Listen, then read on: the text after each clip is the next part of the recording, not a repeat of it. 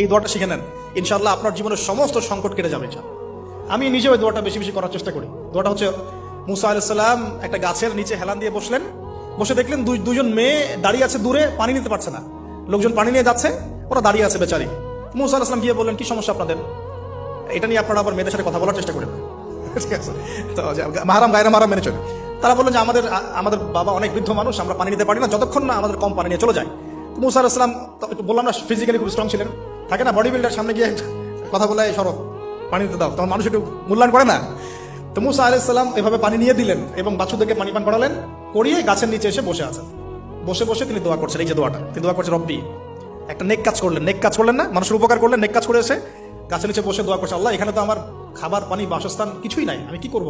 রব্বি ইন্নী লিমা আনজালতা ইলাইয়া মিন খায়রিন ফাকির, রব্বি ইন্নী লিমা আনজালতা ইলাইয়া মিন খায়রিন ফাকির।